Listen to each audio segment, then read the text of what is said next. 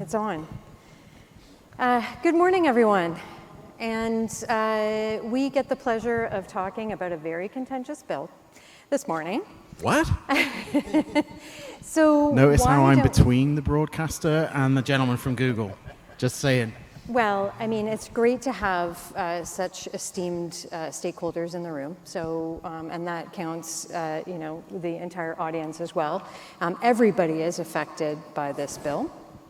And just to set the stage for everyone, I think that this, it debatably came up in 2016 with a report called The Shattered Mirror, which shed light on the fact that the news industry in Canada was in deep trouble.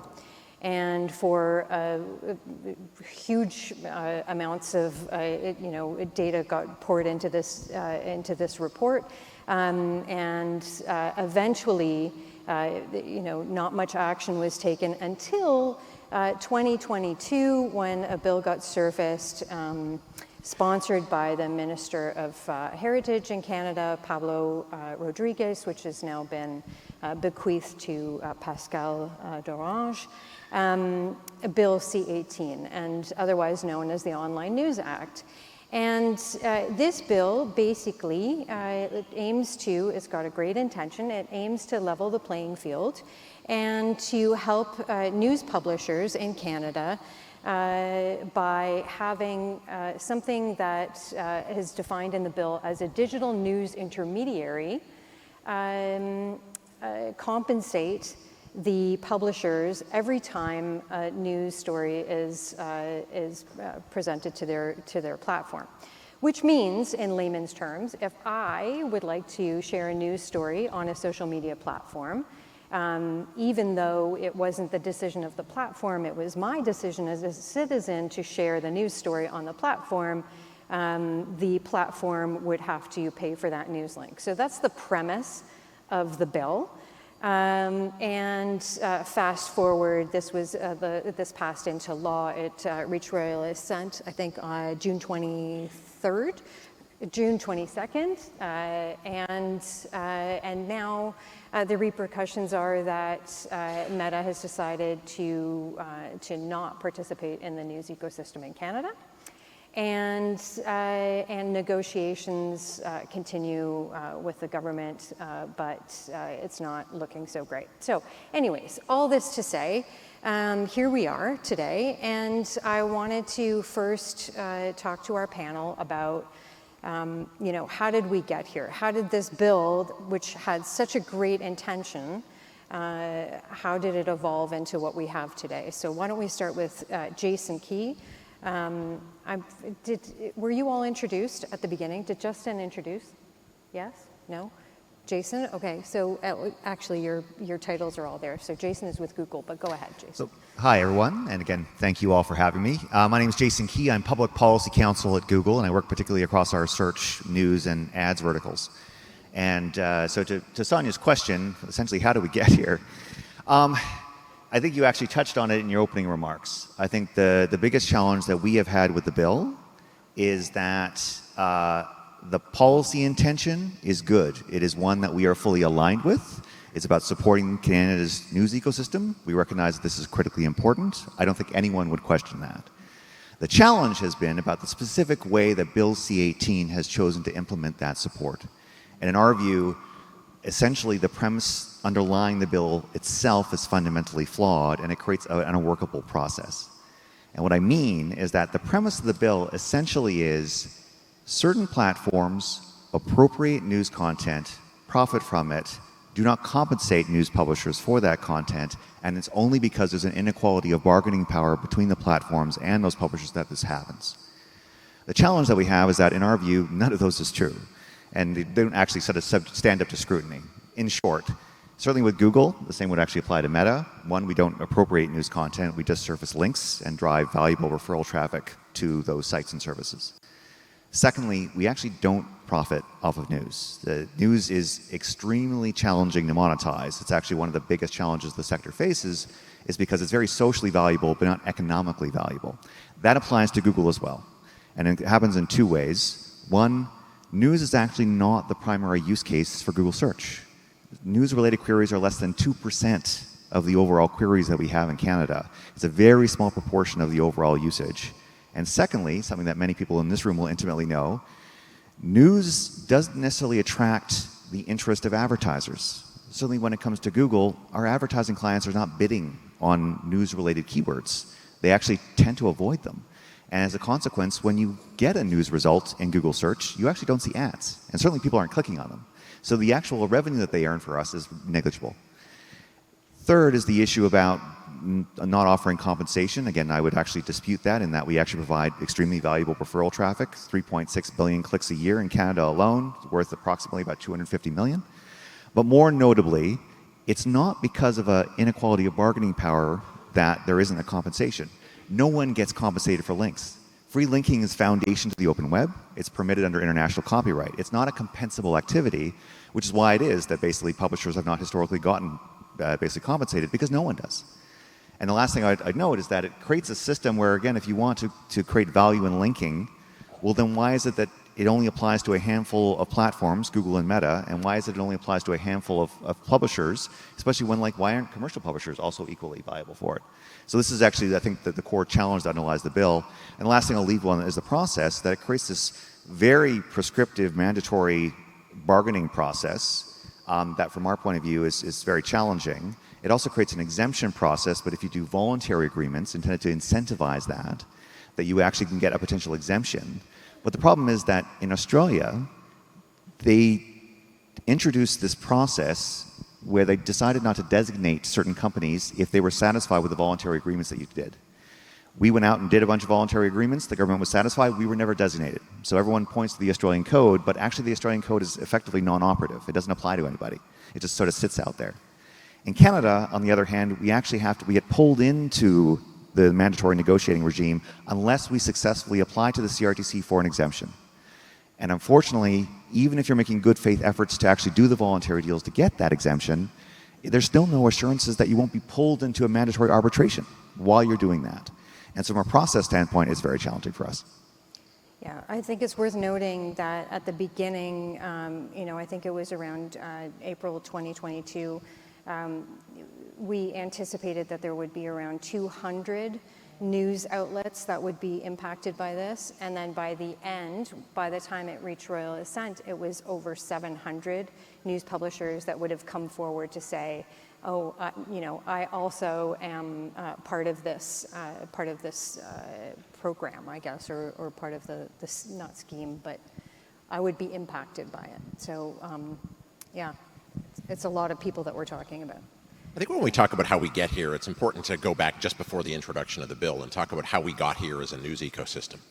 And for years and years, the news ecosystem was the thing that did the social good. It was what brought the communities together, and it's what allowed us as a society to have a shared set of facts from which to debate from.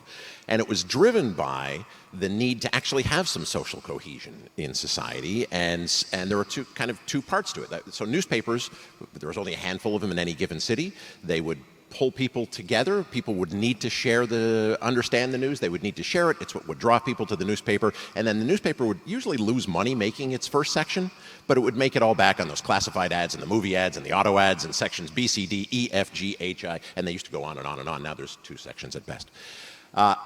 In broadcasters, it was the same thing. Broadcasters would lose money on news, creating community. And by the way, to this day, biggest reach program on Global, the Global News Hour, Global National, reaches more audience 2+. I know you don't care about those old people. Reaches more audience 2+ every year than any other program. Same on CTV News, on CBC, the biggest reach program, Hockey Night in Canada, but that's a whole other different thing. So news continues to create this sense of community, but the supports that used to prop it up, the cross subsidies from music and radio, from entertainment and television, from all those other sections in the newspaper, those have been kicked out. And they've been particularly kicked out by Google, by Facebook, and their entry into the advertising market. That's not a knock on Google and Facebook. They provide very effective targeted advertising platforms, but they have taken away the traditional subsidies. And to Jason's earlier point, news is a business that did a lot of social good, but was difficult to monetize. It continues to be one that's very difficult to monetize. And what this bill really was attempting to do was to find a new way to subsidize news. Because gone were the days when you could rely on the rest of the newspaper to subsidize it, the classified ads to subsidize it, the entertainment programming to subsidize it, the cable channels to subsidize it, the vertically integrated cable company to subsidize it. All that's been blown apart by the fragmentation of media, and particularly by the individualization of media that has happened with the explosion of internet-based advertising. So there is a desperate need to have a new form of subsidy, which is what C18 is really trying to do at its heart. And I agree with Jason that in a somewhat flawed way, it's targeted 2 companies alone to provide that subsidy. And to your point earlier, it's opened it up to hundreds and hundreds and hundreds of potential companies to try to claim those subsidies. Now, that's not to say we can't go anywhere from here, because there is a CRTC process that's now underway. It's going to take a couple of years, and rather than taking one's toys and going home, there's an opportunity to participate in a process that says, how do we make this work if we truly believe that the goal overall is the right one? So, at the risk of sounding stupid, is your business organized that way? Is the news kept on its own P&L, or is it cross-funded by other parts of your business? The news has been cross-funded in broadcasting for the day that I began in radio in the late 80s. So I guess the challenge for me in all of this has been really the process, right? I don't feel as an agency leader that I've had a strong enough voice through any of this process. And I would argue the same is true for all of my competitors. You know, realistically, through these conversations, I think there's been a lot of discussion around would it have really mattered anyway, right? You know, we could have been paying for government relations and we could have had policy leadership. But the reality is it sounded like the government was just going to do what they were going to do anyway, right? So that to me, though, points to a bigger problem. Like, you know, there's a great theory, this idea of like hope in the darkness. So you have either this idea of like, well, everything's going to be fine, I'm just going to be, you know, so I'm going to do nothing. Or you go, well, we're all fucked, right? So I'm going to do nothing, right? The reality is that we've got to find that hope in the middle. And the only way you find hope is through activity, right? By actually doing things, by actually trying to get a voice within Ottawa, by us as an industry rallying. So, you know, my simple message is like, I'm working with all of my peers. I'm now chairing the CMDC's global policy. Of course, now my phone is ringing. I apologize. Call coming from back there, Alastair. Shannon's calling you. Yes, exactly. It's one of my angry clients, because my clients as well, I'm calling on them too. We, you know, as an industry, we have a huge voice. It's a multi-billion-dollar industry, and really we have very few policy initiatives being driven in the middle. They are largely driven, frankly, by people on 2 sides of an argument that broadly agree on 95% of things, but it's that 5% that we've got to help them with. And right now we've got to make and insist on the new Heritage Minister listening to us. I would love to have said I'd been a lot more active before now. I'd have loved to have said I've been a lot more active in, you know, 2016. I could have been, and shame on me. And that's really, you know, we're in this very dangerous situation where our kids could grow up without a balanced news source. And that's, you know, that's in our hands right now. And we can choose to ignore that, like I said, find the hope in the darkness, and let's act together. Like, these guys, truly, they, like, regardless of what they say publicly and what they have to say for their own companies. No, but it's, look, let's be real for a minute, right? None of us are like, yeah, let's kill news. This seems like a great idea. Of course it's not, right? And I get all of Troy's points, but I also get that why would a corporate company take on an unlimited liability? It's like asking me to pay an unknown amount for my rent at the office. I just shut the office. So let's probe a little bit more into how this impacts the agency sector specifically. So how does it impact the advertisers? And if you did have a voice at the table, let's say, you know, this didn't get torpedoed all the way through within a year without much industry input, but let's say you did have a voice. What would you say is the biggest impact from an agency perspective? I mean, look, there's a tactical impact in terms of, news media pricing is going to become inflated. But as both of the other participants here have said, frankly, it's not very monetizable anyway right now. So, it's probably less exciting and interesting for clients to be worrying about media pricing going up a bit. You could argue, and I don't know that this is really a terrible likelihood, but you could argue that, a world without shareable media and social media is going to lead to, potentially a situation where we see someone like Meta just simply exit the market completely, which would then naturally drive up performance media costs and therefore lead to some advertisers just dropping out of the marketplace. You could argue that if news is eroded, what's next in Canada, and then, frankly, the 51st state becomes a reality and media gets planned out of New York. Do I think either of those are hugely likely?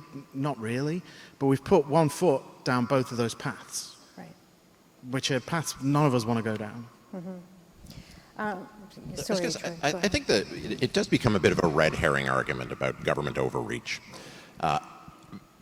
My company, Corus Entertainment, is required every year to spend 30% of our last year's revenues, nothing to do with profits, whatever our revenues are, we are required to spend that on Canadian content this year. It has to meet certain levels of certain genres of content. We have to have so much in documentaries, in dramas, in comedies. We have to air it in certain hours. We have to have certain quotas for gender representation, for diversity that we all have to report back to the CRTC. The list goes on and on and on. Even inside of news, we have to have a certain number of hours in every given market that then has to be split amongst locally reflective and locally relevant. The amount of process that's involved in this, that's government overreach, by the way. That's government overreach, and it's faced by all broadcasters in this country. And yet we are talking about foreign platforms that want to continue to play by a completely different set of rules, where they don't have to bend to the will of the Canadian people through their government, NC-18, and take their toys and go home if they don't want to, if they don't wish to participate in the news ecosystem. And what now we are seeing is one company in particular that is saying, sure, we'll continue to provide all those links to fake news, conspiracy theories, foreign interference, but we're not going to support fact-based community journalism in Canada. That is an untenuous and, frankly, grotesque position for Meta to be taking right now. I'll pay tribute to Mr. Key's company in that they are really trying to find a third way.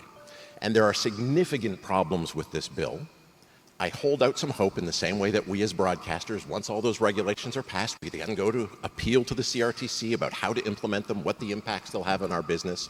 I hold out some hope that that same process can take place following this, and I appeal to the CRTC and to Heritage to make that happen. Because this voice has to be listened to, this voice has to be listened to, our voice has to be listened to, the newspapers have to be listened to. I think there's room for some common ground here to figure out the solutions, but you can't find those solutions if you refuse to play. So some guidance came out last week. Yeah. Thank you. Some guidance came out last week, and basically that guidance doubled down on outlining that there was only basically two platforms that were involved in this. And also didn't really provide much clarity on where the funding and how the funding would be spent. So I think that we were all kind of waiting for something, I don't know, something meatier, something better to come out of that guidance. But here we are, disappointed again. What can we do now? Like what is our recourse, and how can we, I know we can't rewind the tape here, but is this, because it remains untenable, and for the amount of conversation that we're having around Meta and the fact that Google is still at the table, the bill in of itself is still untenable for any platform to agree to. So what can we do? What can be done at this point? Well, and this is to Troy's point, like we have continued to engage with the government recognizing there's fundamental flaws. The government has said publicly and to us privately don't worry, we'll fix it in the regulations. We have said, okay, you're telling us you can. Meta has a very strong view that they don't think it can be, but we will continue to engage in good faith, as we have. Now, it's important for everyone to appreciate, there's actually there's two regulatory streams here. There's the CRTC stream that Troy was referring to, where the commission is going to set out rules and we'll have proceedings and all the stuff that Troy lives and breathes. And there also is the government regulations, which are what was published, I guess now 10 days ago. I'm not saying it's fun, Jason. It's not fun. It's not fun. And the government regulations, just to be clear, are also specifically about what are the platforms that are in scope, and it is clear it's targeting Google and Meta, and also that they set out the conditions for getting an exemption and give it more specificity. We're still in the process of assessing those. We still, to be honest with you, don't necessarily feel that they address a number of the concerns. In particular, two critical issues that have been flagged by this panel is one, any platform that is pulled into this is subject to potentially uncapped liability. That's a real challenge for any business. The regulations were supposed to provide a limit on that. It doesn't actually look that way because it's more of a floor that's in there, not a ceiling. So there'll be ongoing conversations about what that means. And the other piece is the scope of publishers you have to engage with. We're listen, if everyone and their brother who's literally running a blog in their basement can put up their hand and say, please, money please, it's going to be a real challenge, let alone the money. It's just the logistics alone of trying to actually negotiate that is going to be extremely challenging. And so again, there's still an opportunity through this regulatory process because they're doing a consultation. The government assures us it's in good faith that they're actually looking for input, where we actually engage with them and see if we can get the regs into a state where certainly Meta feels comfortable, but certainly that we will be. So I'm going to say we just got to get angry, to be honest. You're very measured, and of course you have to be, but someone's put in a floor, not a ceiling, on liability. That's absolute insanity when it was very clear, all parties agree, there needs to be a ceiling in this, right? So that to me is just complete madness. And Jason is not kidding when he says, me and my wife could start a podcast tomorrow, we could just follow Google Trends, Joe Biden slips on a banana in Ohio tomorrow, we pay 0.01 cents for that traffic, and suddenly we've got our open hand out to Meta and to Google. That's how flimsy the legislation is right now. It needs an unbelievable amount of work. We do not need an axe, we need a scalpel. We've got to get surgical with this as soon as possible. Otherwise, we will have a news ecosystem that is non-discoverable and non-shareable. That's just the fact. So we've got to start acting. Sorry, I'm saying all the things. Maybe you should just answer it. No. And just, Honestly, I'll turn it off. So Troy, I am assuming you have some ideas on what can be done. Well, I think Jason said something really important earlier, and that is that the Australian model is working. Yeah. Australia was supposed to be the model. Is it? I'm calling full-on bullshit. My Australian colleagues are like, oh, this is not good. News hiring is up 20% in Australia over the last little while. Newsrooms are no longer in crisis. And yeah, are no longer in crisis. Are there flaws compared to the Canadian system, Sure. compared to the American one? Yeah, look, everything's relative. Yes. Is there ever going to be a perfect solution? No. But one of the reasons Australia is working is because it's kind of stepped ahead of regulation. It allowed the companies to do deals that would keep them out of the regulated space, and the reverse onus is a bit true. I completely agree with the challenge of having a floor and not a ceiling. As a company we're a publicly traded company, our revenues declined last year, but we still have to pay the 30% on last year's revenues, not this year's revenues.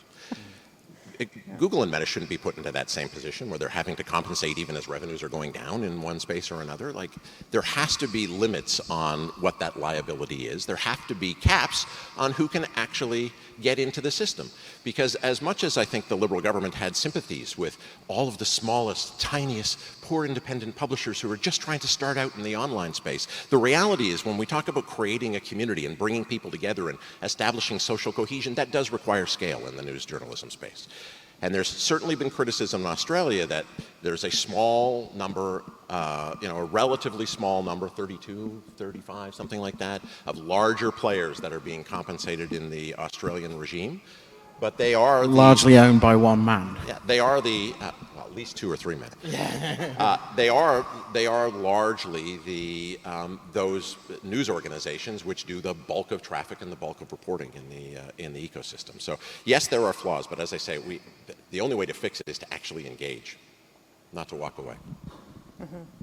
And to be honest, I know I'm being a little facetious, sorry, Troy, but what I see happening in Australia is that the deals that are on the table now will run out, and then they won't be renegotiated.